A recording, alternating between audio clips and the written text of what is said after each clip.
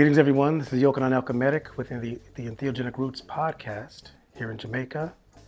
And we've got a special episode that we're going to be bringing to you. I'm really excited about it, elated. We've got the entire family and the crew out here enjoying. This is the last full day of the Shroomshop 2024 with Darren Le Baron. And here at the Duranja House in Jamaica. And it's been a lovely time we've been spending here. And again, I'm excited. This is an amazing podcast interview where we're going to be exploring the beautiful works of the mycologist and mushroom educator and facilitator of all things mycology.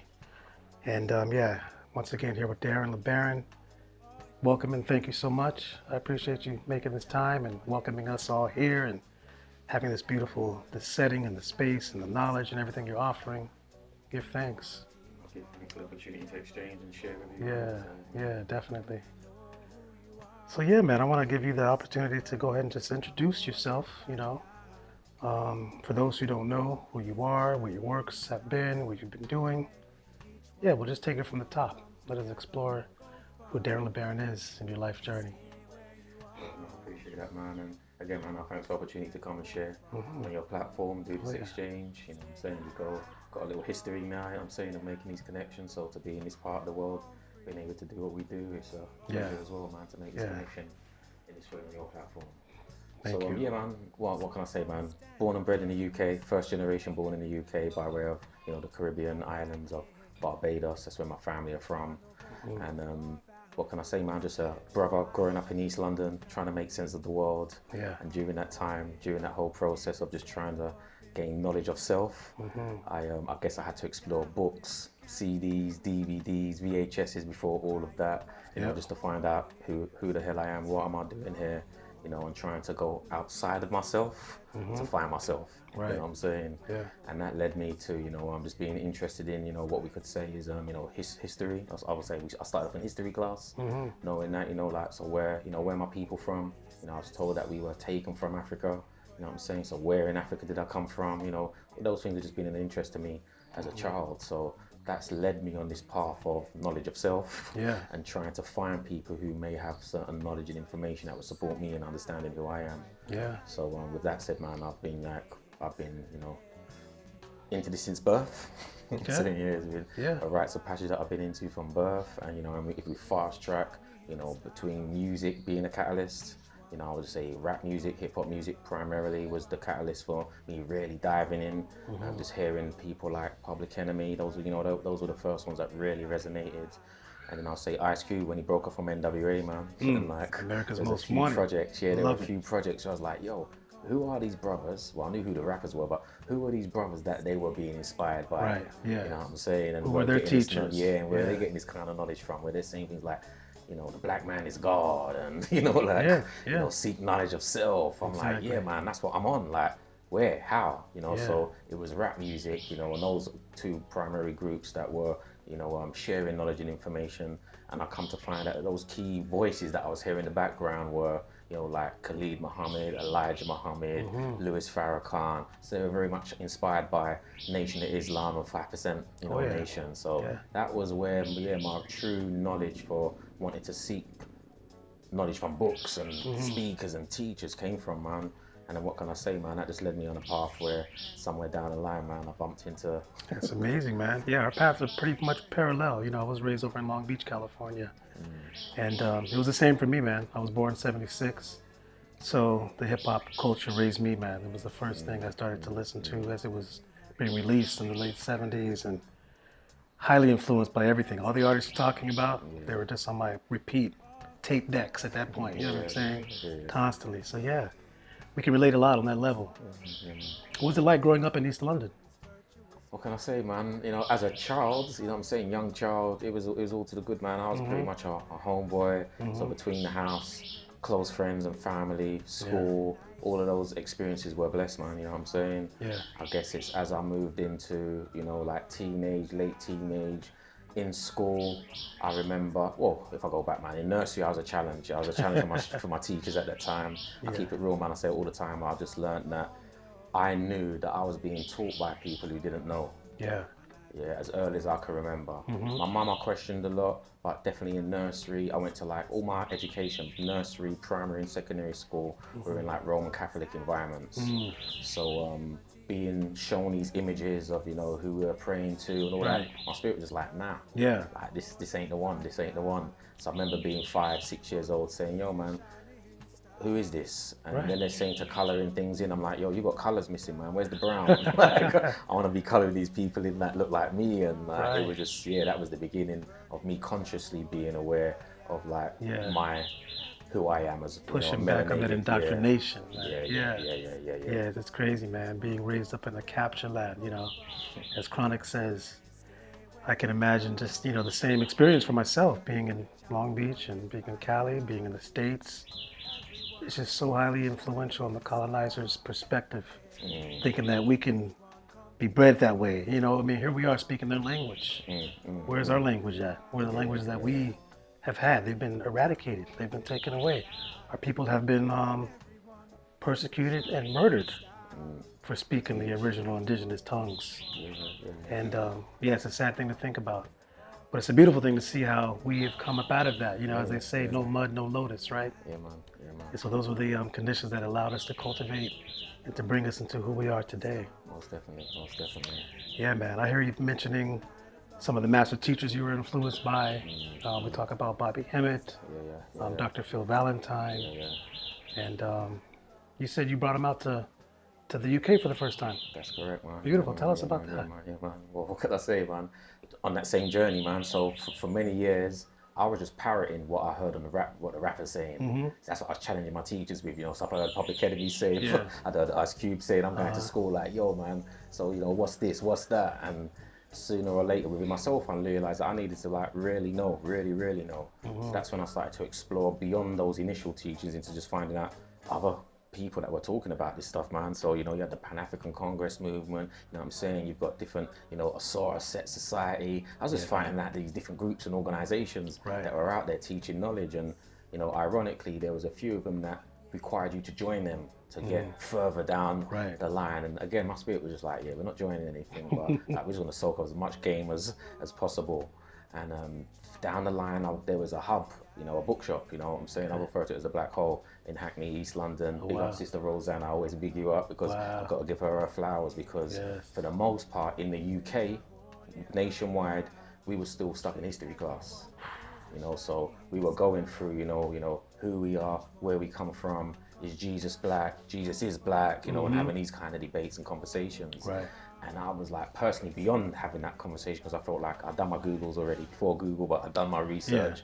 And Sister Rosanna, her bookshop, Moata Books, she had like this section, this area of shelves that had all this kind of esoteric, occult, metaphysical subject matters. And I remember going past her a few times, asking her a few questions, and she's like, you're ready for metaphysics class, bro. That's the class that you need to be in now. You've left history class. Like, check out these folks. Nice. And I could never forget, she gave me this tape. Well, I actually selected it. I selected the tape, and I was there with a homeboy who was actually, he was like a Seventh-day Adventist. He was kind of getting new. Interesting enough, he was interested in some of that like Anunnaki talk. God, we having that conversation. So I said to him, yo, like, there's this bookshop that I get like my knowledge and information from. And that day, I purchased the tape. He cut the tape. And I remember, I can never forget this day, man. I was at home. I was 2 a.m. in the morning. It was probably like 1 to 2 a.m. in the morning. I'm sitting on the toilet delivering my load. You know what I'm saying? And I put on the bobby tape. I put on this tape. Didn't know who this guy was. Put the tape on, and instantly, after about 10 minutes, I was like, "This is the shit." This is what she was right. She knew where the type of knowledge and information I was after. It didn't take long for brother just breaking down stuff. I was like, yo, and I'll never forget, man, I called her about like 1, 2 a.m. in the morning. I'd never called her like this before, but the way she had her bookshop set up, she, enough times you would go there and she'd be like, yo, I'll record it off for you tomorrow. Like, come back in a day or two and like, I can get it lined up for you. And I didn't want to go to her bookshop tomorrow and have to wait a couple of days. So I called her that night and said, yo, I'm coming to the shop tomorrow. You see this brother Bobby Hemmett? Like, have you got tapes in stock? Like, have you got any more of it in stock? Because this is what I want to, this is what I want to come for tomorrow. She's like, I've got you in it. And I went back that night, and the next day I went and grabbed as many of the seed tapes out as possible, and that was the beginning of just diving into the Bobby Hemmett realm. Yeah. And alongside of that, she introduced me to Phil Valentine as his little bae. You know, there's a few other brothers that were in that place and space. And man, those guys were like light years ahead. People are still catching up today to everything they were dropping, man. Very repetitive right now. We're just coming full circle. Exactly. You know? Yeah, I must say. So with that said, I'm like, so Sister Rosanna, she used to put on all the events. She was the one that initially was inviting all the historians over. So I'm like, yo, we need to be inviting these brothers over. Like, what's going on? Yeah. So, you know, Delbert Blair, Phil Valentine, I'm hearing all these names now. I'm like, yo, bring these brothers over. And then at that time, she was in the process of bringing Phil Valentine over. And but I was like a Hemmite, man. I was like, yo, Bobby, like I want, like, when you bringing Bobby over? And she was like, yo, I've been trying, like I've been calling him, and like I got a number for him, but he ain't returning my calls. And then eventually she ended up contacting him, but then he was like, I ain't got a passport. It's gonna be difficult for me to get out there. And during that period of time, I reached out to Black Dot and a few other brothers who were part of something called Eye Opener Production. So they were putting together the VHSs that we were getting in the UK. Nice. And one day I just hollered the brothers and say, yo, I just want to let you know, me and my homies are in the yard right now watching you lot's VHSs in it. And don't stop what you're doing in it. Like, there's brothers in the UK that are feeling this. Nice. And we stayed in touch, and he was like, boy, anytime you want to come to the States, like there's a door open for you in it. Like, we appreciate the love and just stay connected. And then during that period of time, I got an email to say that Bobby Hemmett's going to be in New York doing a presentation, because I knew he was based in Atlanta, or you know, in that region. Right. He's like, he's going to be in New York. And I said, you know what? This is my opportunity to get to meet Bobby, go see these brothers. And Sister Rosanna was on my case saying, yo, you keep on talking about this Bobby Hemmett, you need to organize it. Like, this is your thing. Like, you go, here's his number, make it happen. Cut a long story short, man, I ended up getting on the plane, going to New York, met Bobby Hemmett. He was being hosted by Sarnetta. All these guys that I've been watching on DVDs and videos for years. And like, I was chilling in the house, and he was like, yo, you came all the way to see me. I was like, yeah, I told him, Rosanna's been hollering you, man, and like, you ain't been getting back to her. Like, and like, there's brothers out there feeling you, want to bring you to the UK, man. And that was the beginning. To this day, he would always say, like, he goes like, he didn't know anybody who got their passport processed so quickly. Oh, wow. He goes, this was a sign, man. Yes. And cut a long story short, bro, he ended up coming to the UK, man. And that was the beginning of me just hosting those brothers from that school of thought, man. And that was just the beginning of it all. It wasn't even the beginning, he was down the line, but there was other people like Wayne Chandler, Azariah Bay, I had some other brothers and sisters that were doing their thing, and we ran into some the OG movements right there, man. Some pure pioneer works. Yeah, that's amazing, man. Appreciate that. And yeah, all of those teachings that they brought through, like I said, you know, people are now recycling them. People are trying to stake claim, even like they're the ones who originated. But we know these guys are true initiates of the mysteries, you know, of old ancient mystery school teachings that come out of ancient Nubia, you know, ancient Sudan, Egypt, you know, that they call Egypt today, but we know it's as Kemet, you know. That's right. And yeah, man, I remember stumbling upon all of those teachings in my day as well, and just being like, blown away and inspired. And it's led me on the path, man. Same thing all the way up until now. Joining those schools of thought. But there's a particular segue that took place, and I think you can relate as to, you know, we're on the Entheogenic Roots podcast here. So we're talking about entheogens. You know, we like to bring the knowledge into this realm as to like what influence has the melanated people, you know, have had on this culture from the beginning, you know, from the indigenous ancient times until now. And we know that a lot of it has been kind of brushed under the rug, forgotten about, you know, suppressed purposely. We see a lot of the, you know, the resurgence tech coming up, calling it the psychological, I mean, not the psychological, but the psychedelic renaissance and things like this. And, you know, for me, it's like, that's a interesting dog whistle, if you will, that kind of it steers the perspective away from the reality of what we had to deal with throughout our lives, especially during this war on drugs time, you know, during the 80s, 90s. And it's still going on in lots of parts of the world.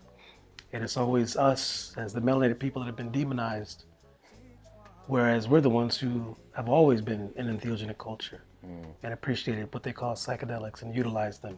They've shaped everything, our mythologies, our you know, our entire development as spiritual beings. And so, yeah, I remember, you know, hearing you talking about how, you know, Bobby Hemmett you were talking to him about mushrooms and trying to get him involved in that. And how does that story go? Like, give us some of that information. So I'm in Bobby's school, innit? Like by that time, I got a live link to him, so we're on the phone. We can chop it up and stuff. And he done a presentation where within it he mentioned a book by Rick Strassman called DMT: The Spirit Molecule, more to do with DMT and life after near-death experiences and stuff. Right. And Bobby just breaking it down and talking mainly about it connecting with melanin, melatonin, and how this tied in with our people and stuff like that. So I'm like, let me cut the book. Let me check it out, and then I didn't even know what DMT was, you know what I'm saying? Right. You know, like, so I've cut the book. I'm like, oh, it's all that psychedelic stuff, you know. That's like what them white boys I went to school with were into, you know, mushrooms, LSD. But Bobby's talking about it in reference to us being able to tap into that endogenously, you know what I'm saying, without having to take any substances, and so forth. So he's breaking that down. But as I'm diving in, I'm like, in my own research, I'm like, nah, like, as much as I can chant, pray, meditate, and all of these practices that I've been implementing, the testimonies that I'm reading from these people is not what I'm experiencing. Right. Like, I go much deeper. Yeah, it seemed like there's something in the actual substance taking of this thing, you know what I'm saying? Yeah. So when I hit him back, like, yo, DMT, boom, boom, boom, he's like, yo, there's an elder that you need to check out, man, as well, like Kalindi EE. Beautiful. And I'm like, I kind of know that brother, man. I know him in his work. Like, I think I've actually got some of his stuff in the archive. He's the guy who does the martial arts stuff, the demonstrational videos and that. He goes, yeah, that's the one. I'm like, all right, cool. But for me, Bobby was the guy in it, so I'm just bouncing it off with him. I checked Rosanna, same bookstore. I'm like, yo, Rose, DMT, all this stuff, mushrooms, like, I'm picking this type of stuff up. Like, what books you got there? What DVDs? What you got there for me? And she's like, Kalindi EE. I'm like, huh? Nah, man, like, the martial arts guy, what are you talking about? Boom, she dropped this DVD on me, blank DVD, no writing on it, like, hold this. Yeah. And I got home and that was the beginning of it, man. Amazing. Yeah. And I watched the DVD, Bubba was breaking down stuff that I'd seen 1,000 times, stuff that I've seen, you know, glyphs, you know, what people call, you know, hieroglyphs, Mother Nature.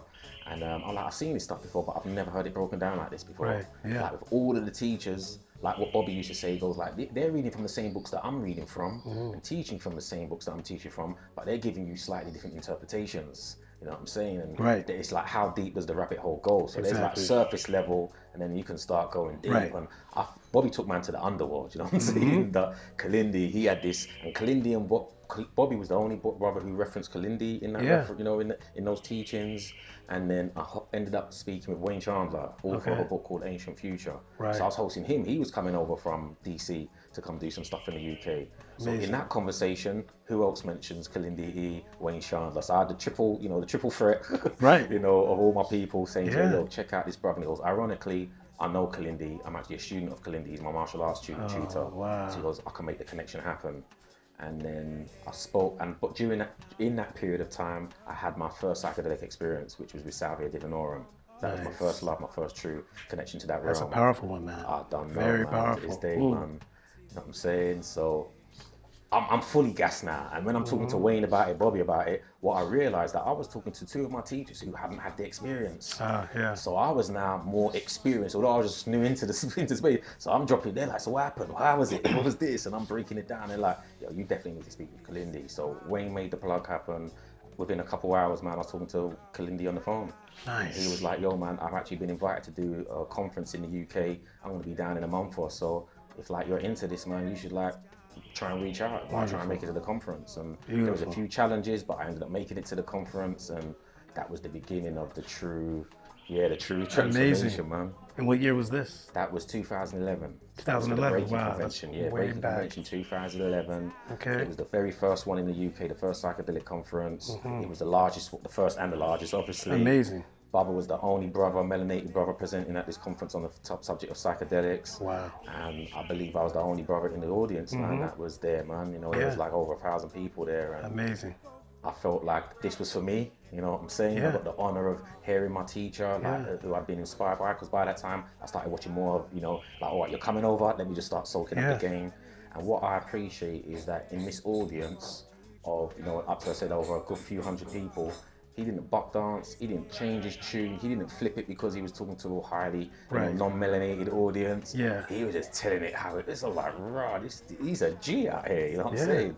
And what kind of things was he actually breaking down in his presentation? So if I get to the climax of the whole thing, so he was teaching what we all know him teaching for, the high dose experience, you know, the origins of martial arts coming out of, you know, psychedelic, you know, primarily mushroom, the psilocybin, just groundbreaking new information for everybody. But this is what he's been talking about. I come to realize this is what he had already been talking about for 30 plus years. Like, it wasn't new information, it was just new to our ears, you know what I'm saying? So I'd been soaking it up off the DVDs. So by the time I'm going, it's like, this is what the brother speaks about. But usually on these DVDs, I'm seeing him talking to our people, but he didn't change his tune. So what had happened was when we reached the climax, because what I didn't know at that time was that the brother had to bogart his way into this conference. So he actually wasn't invited.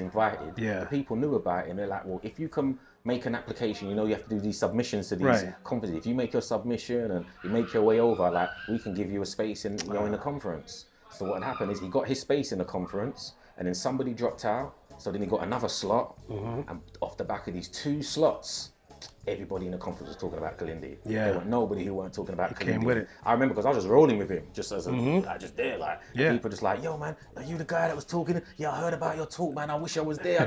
And I was like, this is my G, you know? I'm like, yo, this is my people. And I just saw that everybody was interested in what he had to say.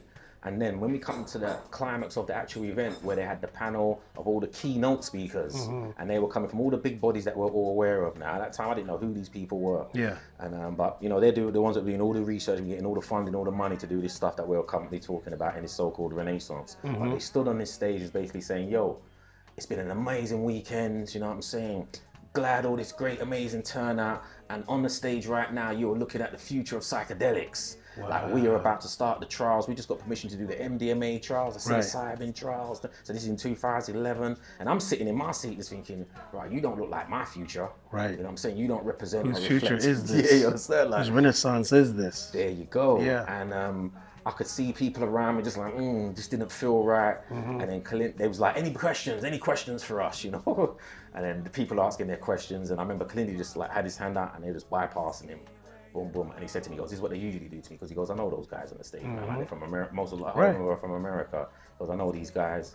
And he goes, eventually just rustled, got the mic off the guy. And he stood up and they're like, yeah, well, so what do you have to go? He goes, the first thing he said was, y'all need to do higher doses. And it was like, he goes, I can tell that you guys don't really know what you're talking about. Because if you did, you wouldn't be talking half the shit that you're talking. He goes, you're the guys. He goes, firstly, all I do is mushrooms. I grow mushrooms and I eat high dose mushrooms. He goes, you guys are coming from anthropological, psychotherapy, all these other professions. He goes, that's not psychedelics. There's no qualification inside this space outside of growing mushrooms and eating mushrooms. And he goes, you guys probably dipped your toes in the 60s and 70s and you're living off that legacy. Exactly. You know, he just broke it down. He just went in and he goes, there's some of you that stand at the edge of the waters when you're at the beach, and there's some of us that jump in the helicopters and we dive deep in. He goes, I'm one of those guys. So he goes, and those guys know when you guys ain't been there. And he goes, and you ain't been there. And that was it, like, round of applause. It's just like, boom, he was just speaking for the people, bro. He was just speaking for the people. And that was the beginning. That was the beginning for me, where at the end of that conference, we had already arranged for him to come to London to do some bits which shifted the whole consciousness in the UK, specifically London, but the UK. But that was the moment I said to him, bro, you see, all these other speakers that I've been bringing over all these years, I was like, forget that, man. I got you. I got you. You're the one, innit? I'm like, you're the one. Says, anytime you're coming to this part of the world, I've got you, man. Whether it's just I need you to help me, you need me to hold your bags or whatever it is. I just says, I'm gonna be a problem. I said, just give me permission to be a problem, innit? Let me be a problem. And I want to find out why they're not flying you in, because they're flying in all these other guys that people are just saying, nah, they're all right. But I saw how they felt about you. So I'm like, yo, you need to be flying this brother in. You need to be treating him like, because if you are, what they kept on saying is, we want more diversity. We're looking for, I'm like, and they kept on asking me, do you know any other people like this in the space? I'm like, nah. There's just one brother, there's just one bro. So I said, if you're talking about diversity and there's one person, you need to treat him like royalty, like the man he is. To centralize his voice, there you spotlight go. and everything. And that was the beginning, man. And I ended up getting on their committees of different organizations over there, just so I could plug him in, man. That was my goal, to plug him in. And that was the beginning of him coming over every 2 to 3 times a year into the UK. Wonderful. He went from him coming over just to teach about martial arts. Because he was in the UK, but he was just being invited to talk about the African origins of martial arts. 2011 was the first time he spoke about psychedelics, and was the first time we brought into our community, the melanated community, and that's he got to share that stuff, man. And that was the beginning. And every year he was there minimum 2 times a year, up to 3 times a year, between different conferences, events, and that was it, man. I was like, yo, man, just tell me when and where, I'll be there to make it happen. That's great, man. Yeah, I discovered Kalindi EE and his teachings back in like 2018, and ever since I was inspired, because what he talked about was what I was experiencing, which I didn't hear anybody else in the spaces who are the clinical colonizers and whatnot. They weren't speaking of these deep, intense, like first-hand, direct, esoteric experiences that can be had on high doses. I was introduced to psilocybin at 15, given a high dose to begin with, and everything that I saw, fast forwarding when I was introduced to Kalindi, I was like, yes, he's talking about all these things that I've experienced. Like, I didn't know the terminology for it. But I got into physics, got into quantum physics, and he would bring up these terms about the Planck level and beyond the subatomic plane and all these different things, and even like breaking down the servers from those levels of existence that actually project this world that we live in. I would experience all these things, and I would listen to these digital sounds and things and wonder like, how is it, like, what's going on with this computerization type vibe? But then when he was breaking it down, I'm like, oh, okay, no wonder, this is it. So this is when I knew that he was the guy that had direct experience, and it was going to guide us into a whole new era beyond just what we know of from the psychedelic renaissance side of it. That's right. That is, white male face representing. And this is what inspired me to do what I'm doing, with Golden Embryo Productions and with Entheogenic Roots, you know what I'm saying, to centralize our voices and to let people know that we're here, we've been here, and this is how it's done, and this is where things are going, This is how we're moving in this space. That's dope. And I love how, when he speaks about psilocybin and the psilocin, which is converted within the body after we partake, and how it's closely related to DMT, and how he would say it's the same. Yeah. There's no difference, if you're partaking of DMT containing substances, ayahuasca, and whatnot, even the DMT 5-MeO, that you can go back to the psilocybin and experience the same exact thing. And that's been my experience personally. Yeah. As you'd always say, it's usually that you just never taken enough mushrooms to get you back into those spaces, or into them spaces we looked in the first place. Yeah, so that's amazing, that's beautiful.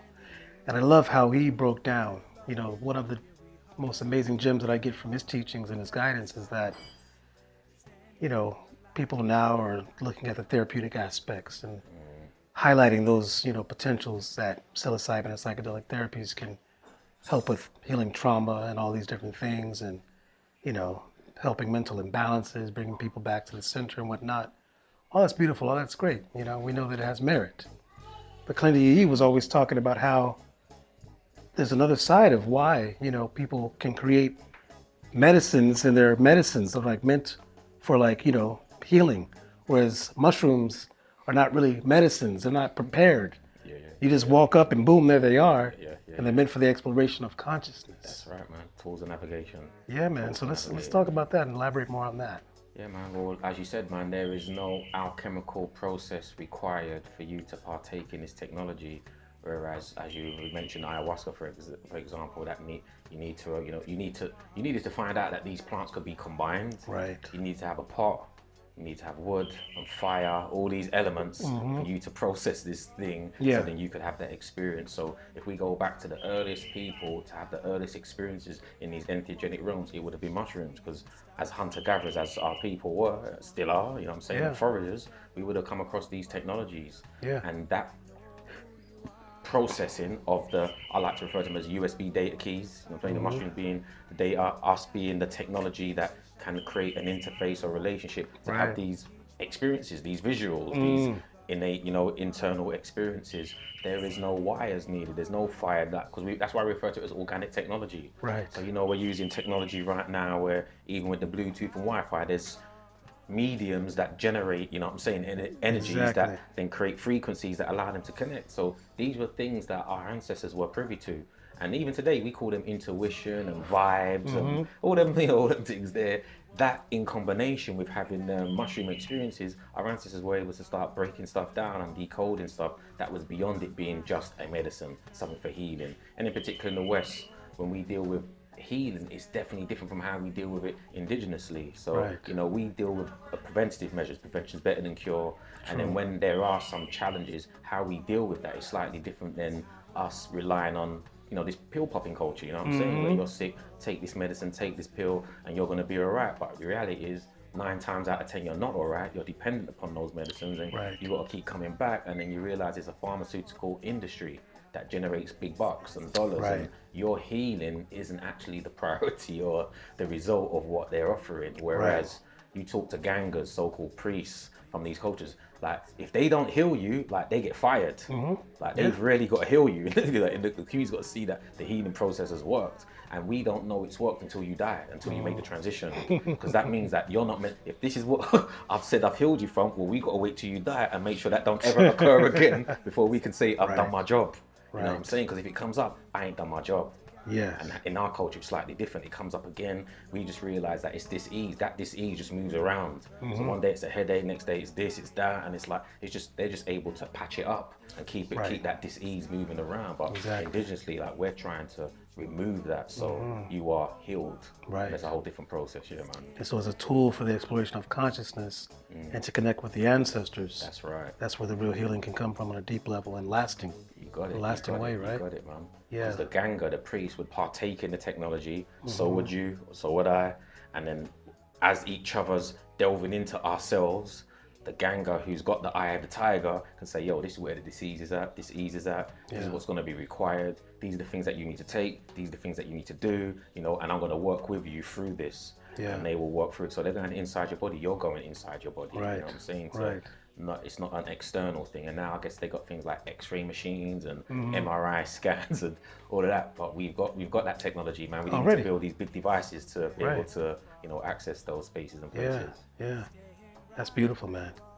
That's what I really appreciate about the teachings that you bring through with Kalindi, with his guidance and with his wisdom, man. That's beautiful. And I always have to going back to it, I just got to give Bobby the shout out, because it's that, for me, it's that combo, man. It really is that combo, man. And many people know of my work and, you know, interested in what I'm saying, but you need to check out Bobby, because it was Bobby's work where I said, like, he was the first to introduce me to the subatomic and the quantum realms and all of that. But Kalindi gave me access. His teachings gave me the direct access. And then when I joined those two together, I'm like, it's a wrap. So Bobby was like the conceptual provider, and then Kalindi was the actual experiential, you know, the real direct experience provider. That's dope, man. That's dope. Let's segue and talk about psilocybin, staying on the topic, but let's talk about, like, where does psilocybin actually come from? You know, that's a very mysterious and amazing. What I hear you is developing a mythology that seems to be connected to some of the things we've heard about in the past, as far as the stoned ape theory and, like, you know, this type of thing. But there's another flip that you take it into on there being a UFO phenomenon, you know? Like, we have, you know, people now talking about the creation stories of, you know, the Anunnaki from the ancient Mesopotamia and the Elohim of the ancient Hebraic and the Bible and whatnot. And, of course, the Metaneters of the Kemetic sciences. And we've always anthropomorphized and we've always painted them and seen them in hieroglyphics and statues and all these things as looking like us. But the other day, I heard you speaking about how there could be the creator aspect of it being an actual mushroom. And so let's talk about the creation aspect of it, that new mythology, but also how mushrooms came to this planet. So again, I would say it's not even me, my flip, my spin, my look. I've actually just explored mythologies, man. I'm a mythology nerd, man. And as I've explored mythologies, I've come to understand that there's just like one story. There's one mythos, you know, that's been fragmented, told in different ways, different perspectives. But when you follow it all, for example, say like, there's one sun, So I don't care whether it's ancient Egypt, ancient India, European. When they're talking about the sun, they're talking about the sun. Exactly. Now your experience of the sun may be different.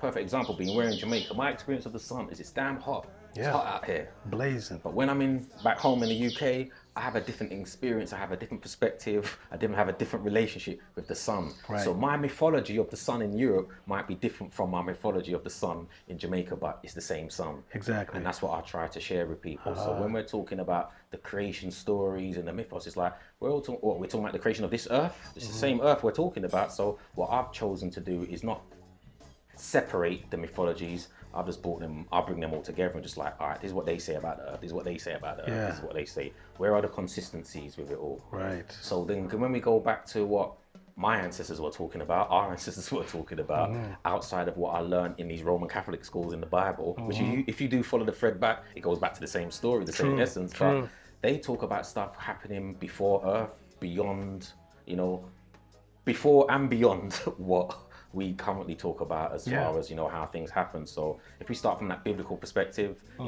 people may or may not be familiar with Zechariah Stitchin, Malachi York. These were the people that were giving me the first inklings into that whole origins of the biblical perspective of the creation story. Jordan Maxwell was type 2. There you go. Yeah. See what I'm saying? There's a bagload of them, you know what I'm saying? Big up Jordan Maxwell as well, you know what I'm saying?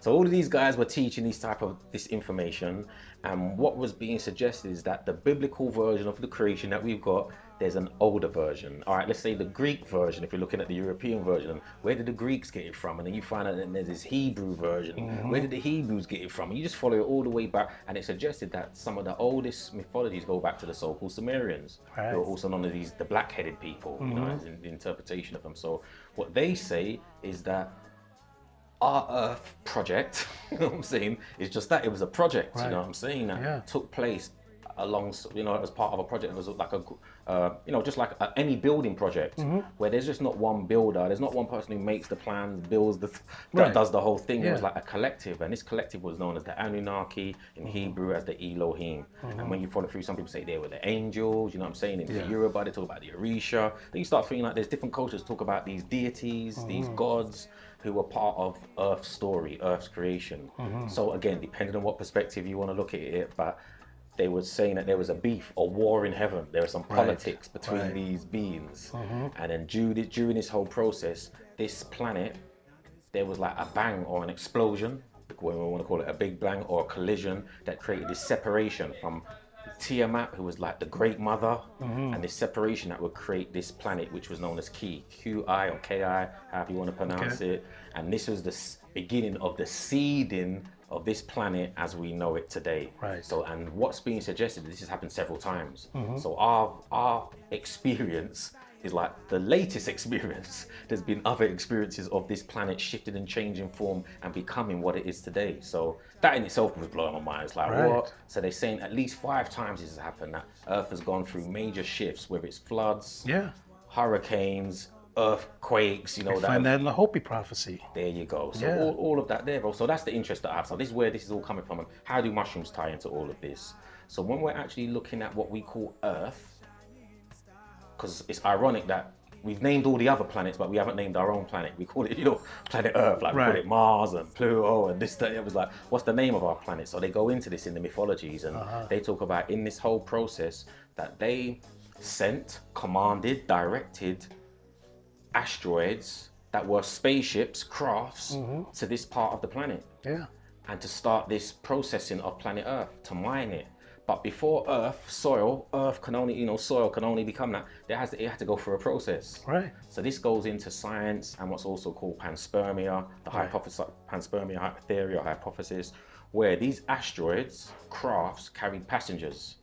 And these passengers were spores, as well as other key bacteria and ingredients that will kickstart life on planet Earth. That makes perfect sense. You know what I'm saying? Because Earth, the third rock from the sun, was just that. It was just this barren rock planet. Nothing won't go on in. And these beings, let's say, these entities were coming from other places where there was stuff go on in. And they're like, how are we going to make it go on this planet? All right, we've got to create a habitat.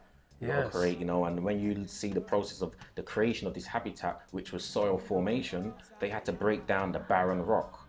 How did they do that? They done that with mushroom technology, because mushrooms are the soil creators. They created soil. They came from heaven, the heavens, they fell, came, arrived. As they arrived, landed. Some of them ended up in the ocean where there's some life going on, the water's life. But even that was part of the story. That was part of the mythology of them sending the water, sending these key ingredients that would be crucial to life on planet Earth. And then as some of those spores landed on this solid barren rock and they're moving around, they needed to do what they do, and that's eat, drink, and get jiggy with it. And there wasn't much to eat, there wasn't much to drink, you know what I'm saying? And to get jiggy with it. And what that creates is what we call colonizing, or mycelium colonizing the planet. So any cultivator would know mycelium colonizes grain spawn, it colonizes a log, you colonize your compost heap. Just know that it colonized the planet. And started to break down the rock, basically eat the rock. And when mushrooms eat rock, they shit out soil. They created the first layers of soil. So that 500 plus million years later, the first primitive plants could evolve, and a few million years later, insects are coming out. And do you know what? Somewhere down the line, we've come out of the soil, and I say that to just say that we're just a big extension of this extraterrestrial project. You know what I'm saying? And it's proven and known that we share more of the DNA with the actual fungal, the species, the allies, the mushrooms, more than plants and animals. That's right. That's interesting. She is our oldest ancestor. She is the great mother. I say that to say that the mycelium has embedded itself, weaved itself, intertwined with the rock to become the soil, and she hugs and embraces and holds this planet together. That's the great mother's embrace. And she produces fruit. Her children, the first children were mushrooms. And now when we talk about mother, Mary, Jesus being a child, like it's the same story. I keep saying it's the earth story, and it's the same story as us, as far as us coming from our mothers, you know, out of our mothers, out of that darkness, out of the dark soil, the dark waters, and then personifying physically here. So that's what the mythology talks about, man. But there's just different levels and layers to. It's talking about the physical phenomenon of the creation, and it's also talking about the metaphysical phenomenon and everything else in between, man. That's why that word myth itself is a beautiful word, because you can break it down. It just means mystical truth. You know, myth. And I see myth as my story. You know, we get the history, which is his story, but the myth, which they said is it's just mythology. That's actually our story. That's what I'm saying. That tells us who we are and where we come from for real. Because their history version perspective doesn't really give us that. So let's unpack the concept of the human being a mushroom. You know, we are mushrooms in human form. Or as you say, we are mushrooms having a human experience. Let's break that down. That's a beautiful one. And that comes from the premise of, you know, an experience that I had, a download that I received, and then just when I look at coming from a horticultural background that I was into before getting into mushrooms, and just appreciating soil creation, appreciating composting. These were like my two favorite units when I was studying a good few years back now. And I'd heard a saying before that we come from the soil, we go back to the soil, you know, things like that, and just how God, the creator, created us from the soil, created us from clay, created us from mud, all of these phenomena. And I understood that clay is just an extreme version of soil.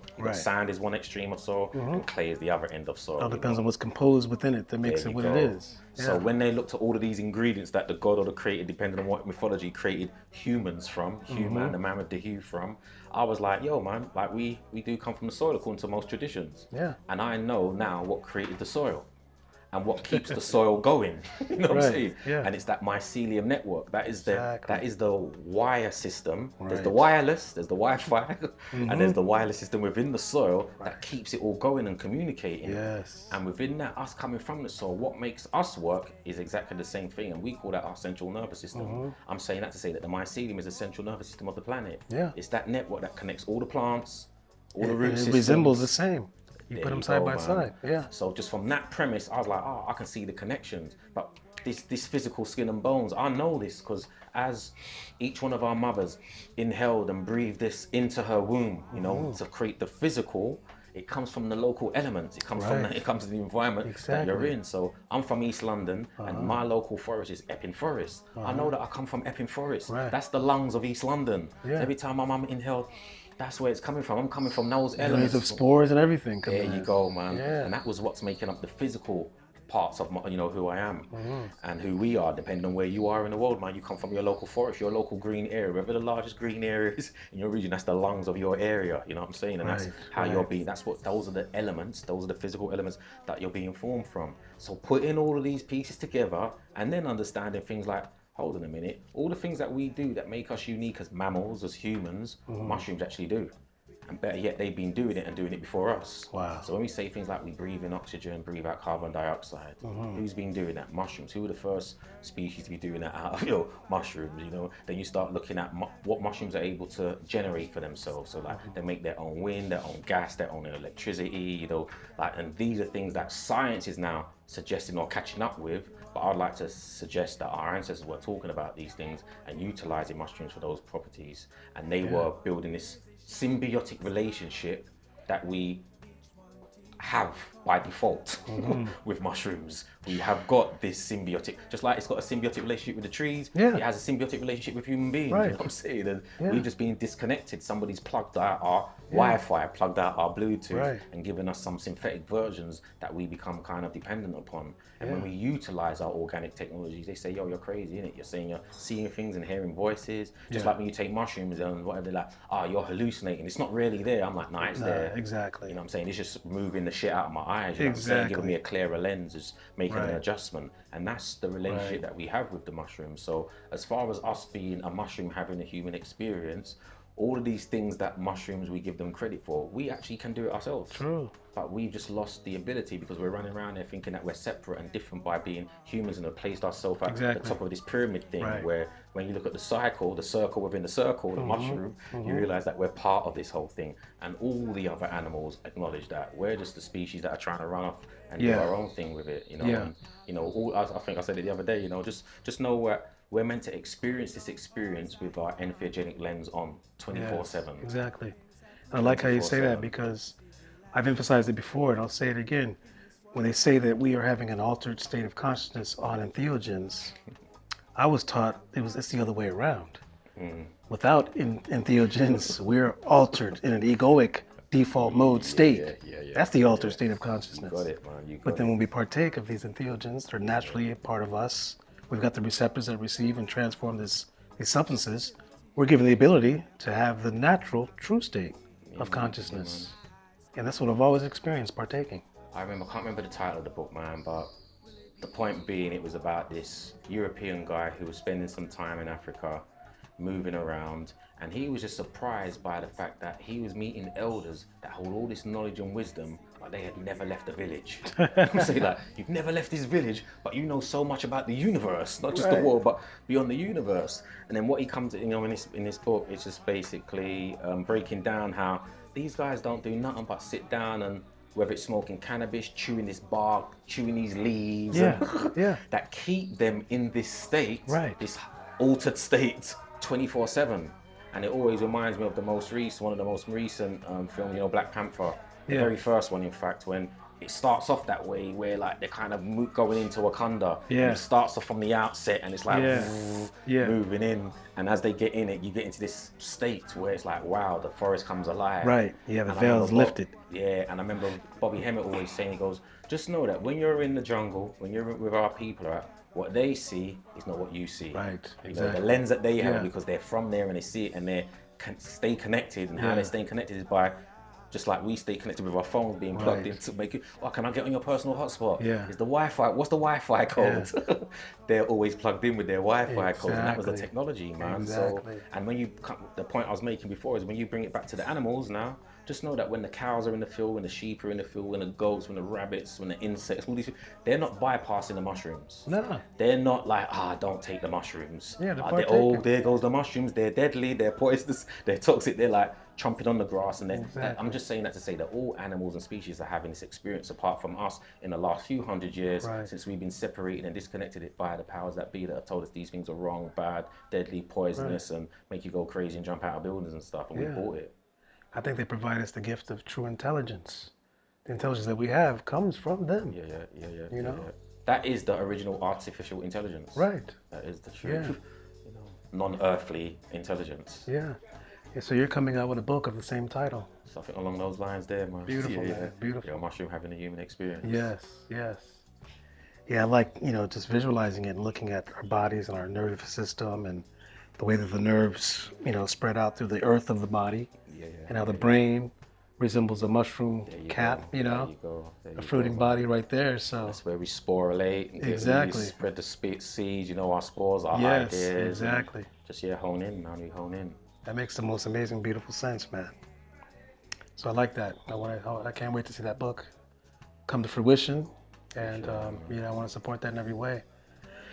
Let's talk about the connection with entheogenic culture in the African diaspora. I know that there are my knowledge is limited. I know about the Gabon tribe and utilizing the Eboga, and I've seen some references made to Egypt and what they've been doing. What they've done with cannabis, and also perhaps even like you mentioned, the onc being a mushroom itself. Let's uncover some of that and unpack some of that, and expose our audience into that thing, because we always hear about entheogens coming from of course the western side of the world, South America, the ayahuasca and the mushrooms of the Zapotec and Oaxacan people and everything, and of course the peyote and the Wachuma of Peru and all these things. And all the time I've been involved in entheogenic culture, I've never heard so much about what has been taking place on the continent of Africa. I'd like to learn more about that. Yeah, so I think I was saying, just going back to the earliest people that we can find, the so-called pygmy people, the so-called Bushmen of South Africa, and seeing what they had to say about their migrations and interfaces with entheogens or psychedelics. And what I find really interesting, in particular with the Twa people, the groups that you find in the Congo, they've got a creation story. I said I'm going back as far as I can go. I wonder what they say about psychedelics. But within their creation story, or one of their creation stories, they talk about Earth being created through this mushroom phenomenon. And the mushroom and the creator, also known as the Great Mother, as we would say in English, was a byproduct of this mushroom phenomenon. And how this mushroom called a longkok, Alonkok, a longkok, was basically a bang or a separation that created the heavens, the earths, plants, stars, rivers, the mountains, and this kind of panspermia phenomenon. Right. And from this came the Great Mother, and from that all living things then came into existence. So that in itself was trippy to me, what I'm saying, to find that out. But then as hunter-gatherers, tying it in what you was mentioning, this Stone Ape hypothesis, because this is where I beg to differ with some of the things that are being put out there, because some reason or another, when you deal with Africa and you go back as far as you can and you start looking at the breakthroughs, there's this connection with apes and primates that I've grown up hearing a lot of the times, like when we found you in Africa, you guys were living in trees and your monkeys and all that type of stuff, and the evolution took place after we left Africa and all that type of stuff. But when you go to what the people who are from there have to say about themselves and where they come from, they're not talking about that we came from apes and primates. Definitely not. They're talking about they arrived here from other places and spaces. It's like they were maybe some of the passengers or the intelligence that came along as in the form of spirit, what I'm saying, that arrived with these other physical bodies that arrived at the planet for this project that was taking place. Okay. So, for example, the small people talk about their origins coming from star systems that we would call Sirius, and they got their own names for them. For example, say we know about the Dogon tribe and how, well, maybe people don't, but you got the Dogon tribe that you find in Mali and Burkina Faso. They talk about their origins being unearthly or having creatures that were from the beyond. And the same with these so-called shaman, Bushmen from Southern Africa. The Zulu talk about this. They all talk about basically connections with Mars, planets within our solar system or beyond, and arriving here. Wow. So I'm saying that to say that this project that was taking place, that these beings, in my humble opinion, weren't apes and weren't primates. They were like just in the form that we're not privy to, or we wouldn't give them credit for being that advanced at that period of time. So I just want to put that one out there. But as hunter-gatherers, if you go back to the hunter-gatherer, notice that these were the first people that would have partaken in entheogens, particularly psilocybin mushrooms. Yeah. And then when you go down south, you find that they were dealing with the Amanita mushroom. Okay. So that was what's known as the Amanita pantherina, or the Black Panther mushroom. Yes. Now, I just want to tie it all in as far as, because I know we mentioned the Black Panther movie earlier on. We know we've got the Black Panther comic series, but I want to let people to know that there's also a Black Panther Society, and I'm not just talking about the one out of Oakland. Okay. I'm talking about the origins of the Black Panther Societies, which were the secret societies of Africa. They're also known as the leopard societies. And they've got their indigenous names, but you can find out that these are the oldest secret societies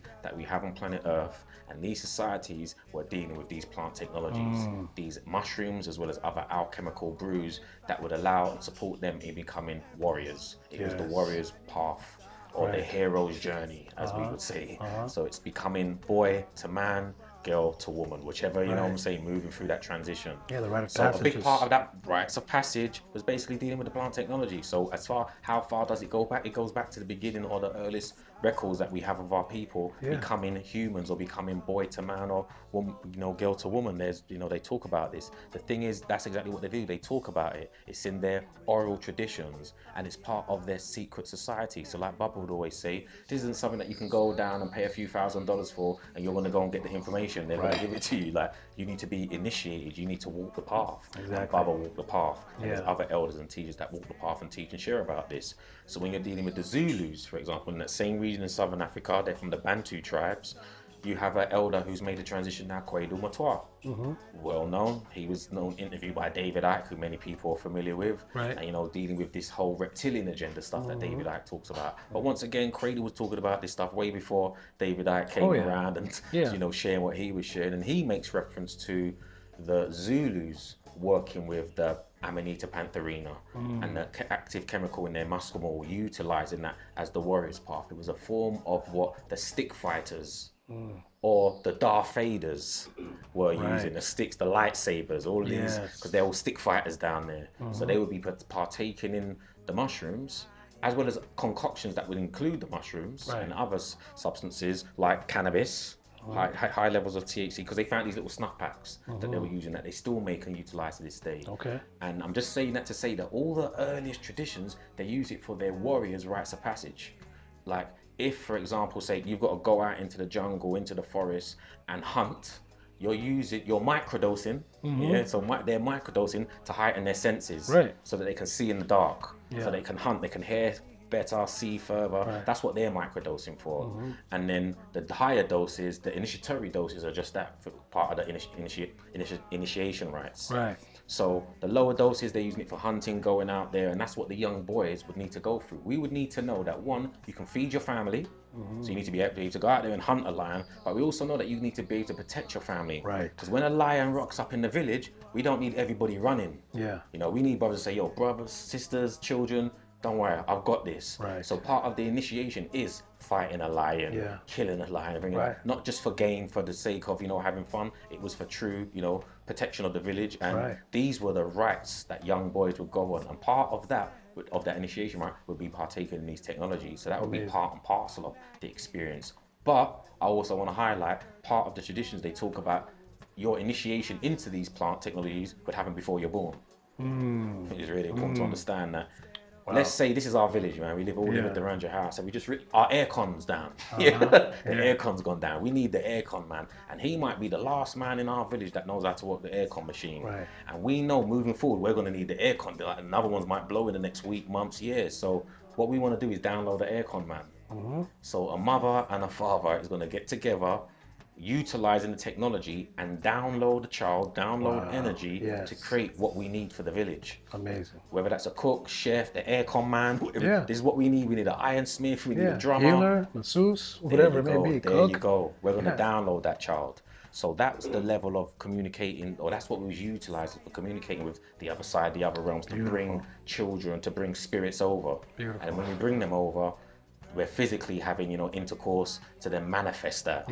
The thought before the manifestation. We're manifesting, then we're birthing the child, or the mother's birthing the child, but before birthing, she's still dosing up. She's forming the child with those intelligence technologies, as well as with her consciousness, and she's communing with the child like, yo, this is what you're coming down here for. I'm diving in, but you need to check the movie called Kerikou. Kiikou, Kerikou. And it's like African mythology put together by this guy, but it talks about this child who arrives to come to do something for the village. He knows what he's being birthed for. It's a perfect example of it. And while he's in the womb, the mother's talking to the child like, yo, like, who are you? And she's like, yo, I've come here to save the village because we know we got the ops. The ops have been terrorizing the village. He's like, I'm the one in here. I'm the one that's coming to deal with the ops. And she's like, yeah, child, but like, just slow down. You're not even here yet. And he just comes out fully formed, ready to go in it. And I'm just saying that to say that that's how we do it. That's how we do it. You know what I'm saying? And that's been brought into all the different mystery traditions that talk about the avatars who are birthed and who come through with a real divine purpose and mission. to correct dharma, as you would say in the Eastern world.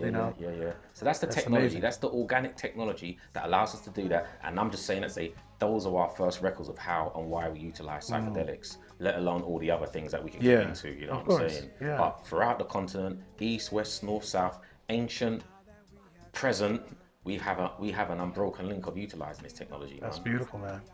Yeah, I think this conversation needs to be highlighted and spoken about more in the space of the psychedelic renaissance, on how we can connect with the ancestors. We can go into their realms and invite them into our realm. Here, this is just one realm out of the multiverse, out of the multidimensional space that we live in, the universe. And I remember you talking about how Kalindi would mention having spaces to go meet at, like little spaces that people can, different parts of the planet, set times and partake of whatever particular dose they're assigned to partake of, and then have meetings in different places. You got it, yeah, man. You always made reference to the hyperdimensional villages. You know what I'm saying? That have in antiquity been created, right? Or you can build right here, right now if you choose to. Everyone's got their land. You know what I'm saying? Their place and space. Amazing. Where they can go and build, if you haven't been already. Yeah. And no different from, look, you're from Oregon, I'm from the UK, but we're out here in Jamaica. Yeah. I'm saying somebody's provided us with a land and space to be able to connect and build. Yeah. And it is like, as above, so below, as within, so without. It's no different out there. Right. There's realms. We mentioned the multiverse. There's a dream world. We've been talking about dreams every day since we've been here, because there's a dream realm where things take place. And we know that dream world is connected to this world, because we can dream about this world, and we can dream about the past, present, and future of this world. And the same goes in the entheogenic realm, man. These are just realms within realms. You know what I'm saying? And Kalindi was an advocate and just highlighting, like, let's not negate the fact that this is what these technologies fundamentally are. They're accessible. Not just for therapy and not just for how it's being pitched or like, this is what they actually are for. Exactly. They're tools of navigation. They take us to the ancestral realms, and they can take us into the beyond. They can take us into the unknown. And as a navigator, that's what he was an advocate of. Like, let's breach the boundaries that have been set for us. Let's go into the beyond. Let's go into the unknown. That's what this stuff is about. And this could be the real reason why they've made all these substances illegal. Because when we talk about the healing potential, and taking care of the trauma that we've all had to deal with, I'm always like, okay, where did this trauma actually come from? It's a colonial thing. We're living in a neo-colonial era where most every melanated person on the planet has been affected, and our trauma comes from that, because it's destroyed our entire foundation of life. You got it. And so we can talk about that, healing trauma, but whose trauma really is it? Who are we to really focus on where this came from? And is the colonizer healing their trauma with it?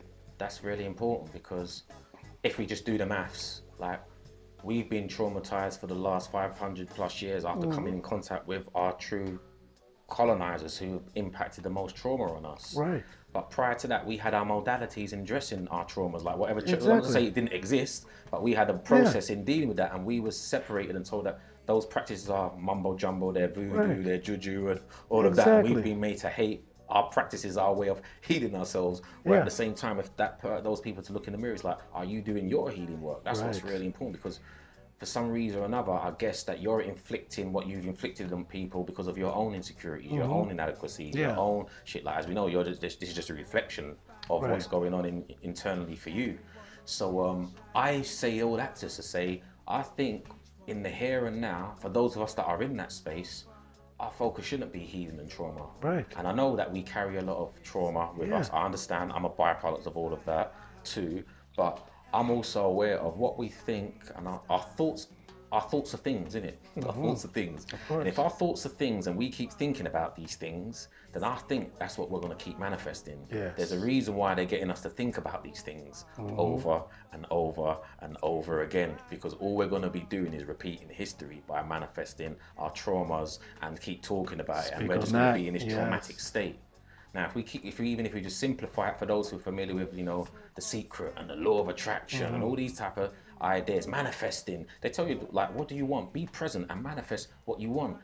Therefore, if you don't want trauma, why would you be thinking and focusing on the trauma? What is it? They say that if you don't want war, you don't say no war, no war. No, what do you want? You want peace. Then you manifest peace. You focus on peace. So I'm just saying that to say, like, what do we really want? What do we want? Because if we know what we want, then let's focus on that. Let's not focus on the trauma, because somebody, I think, is going to benefit and monopolize on us. That's what's going on. Focusing on our trauma. And I see that's what's going on, man. It takes me back to this one interview that Khalid Muhammad was giving.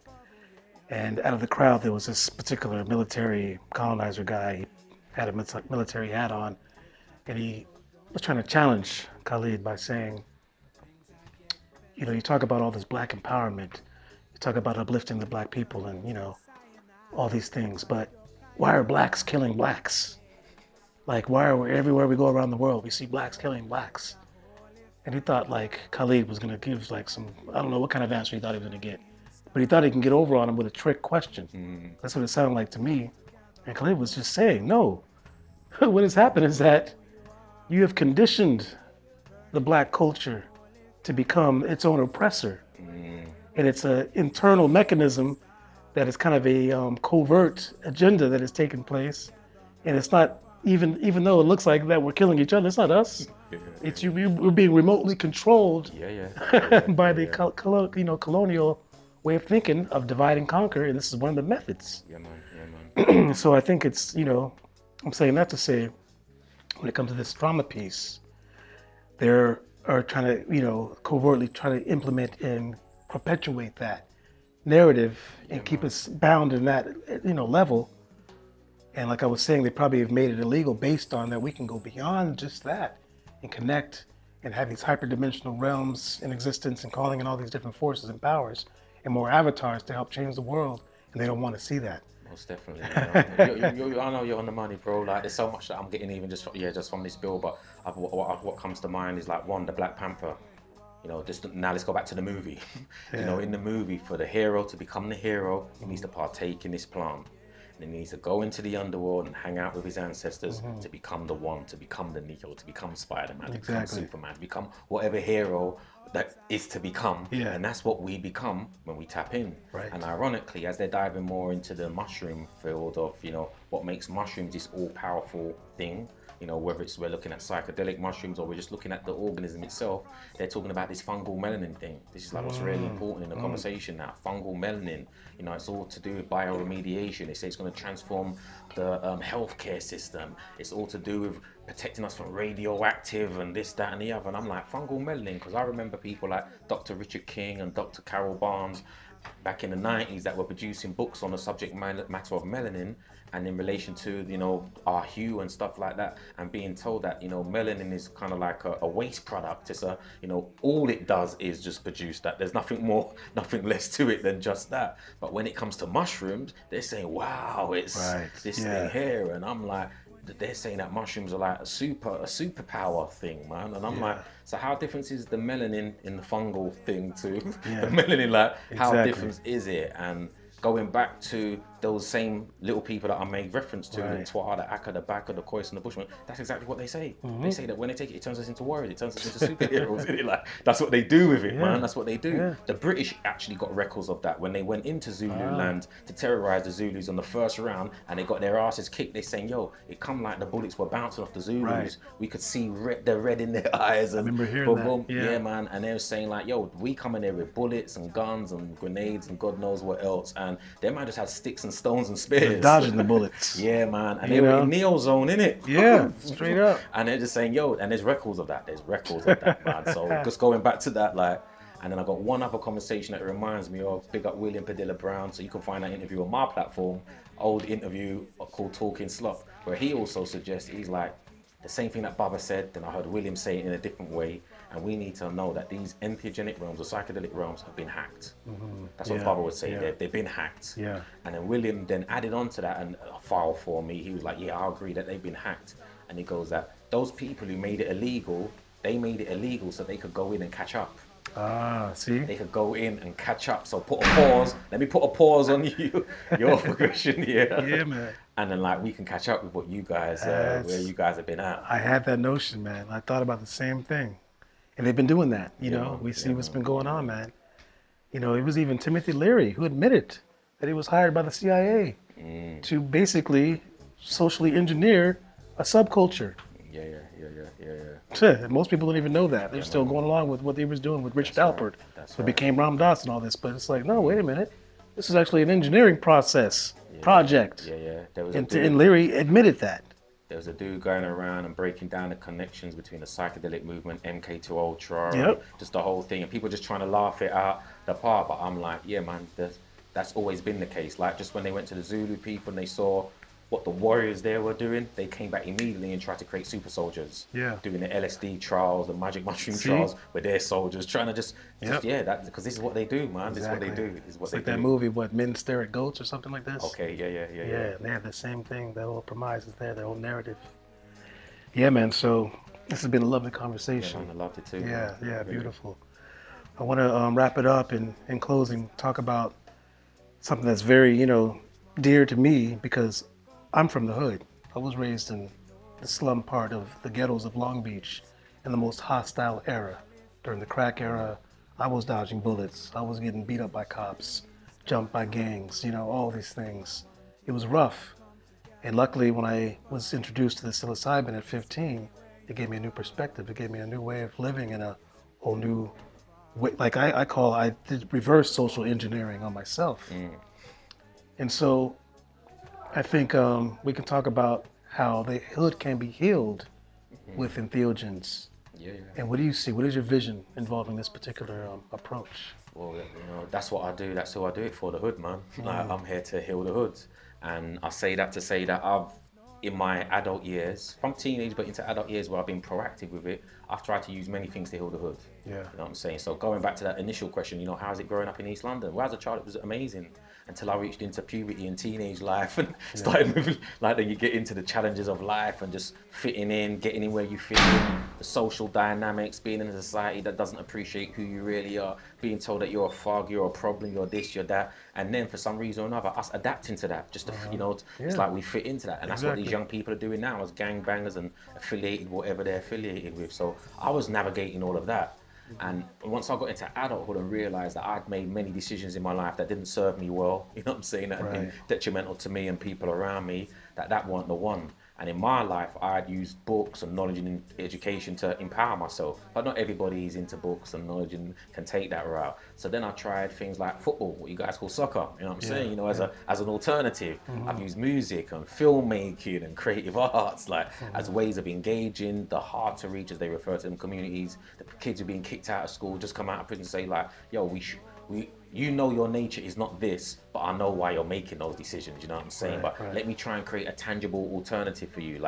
Because most people say, if I stop selling drugs, where am I going to make my money from? Give me something to do. So that's what I've always tried to do, create something or support them in finding something that they can use as a tangible alternative to make money, or to that free time that you've got where you're just the idle mind, can then, do the, as I say, the devil is the devil's playground, so to speak. So it's like, what can we do? I'm just sharing all that to say that I've tried many things, bro. I've tried many things in reaching young people, reaching the youth.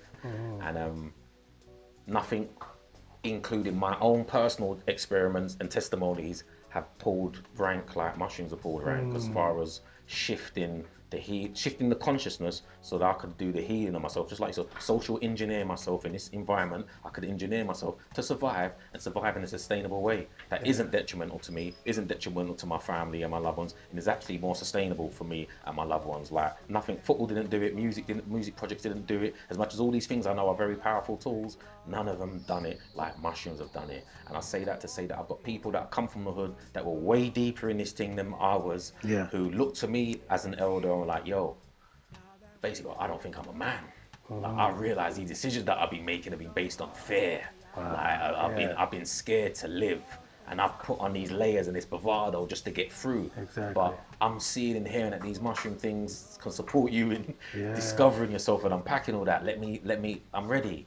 I thought it was on some weird hippie shit, you know what I'm saying? Let's check it out. So for over 10 plus years, there's people who I can give testimony after testimony of that have been doing their healing work, that have put down the guns, put down the drugs, in some cases immediately, and in some cases they have to find their exit strategy, their exit route into it. So, sometimes it's overnight, sometimes it's over a period of time, but we've seen that prison reform doesn't work. You know, all the things that have been offered to us by the powers that be, Yeah. and even the things that we have come up with ourselves. There ain't no marching, there ain't no protesting, there's no asking, there's no voting, there's no petitions that we can sign that have done the job that I feel Mushrooms have done in supporting me and others in healing the hood. And I've just worked with certain brothers, and then I can leave it at that, because what happens is they have their own life transformational experiences, and they go back and tell their homies, and their homies then look to them. They're like, yo, what's going on in your world? It's like, yo, I see things have shifted for you, and they're just speaking their truth. Like, yo, I've done this mushroom stuff, and next thing I know, bro, I want to be a man for my family. You know what I'm saying? I want to play the role that I know that I should be playing. I've been running away from myself ultimately,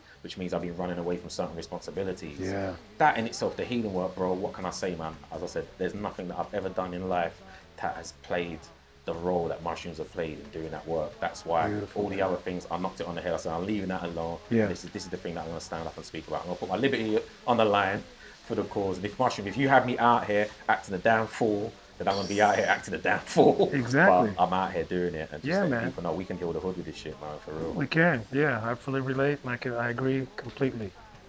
And I want to support that in every single way that I can.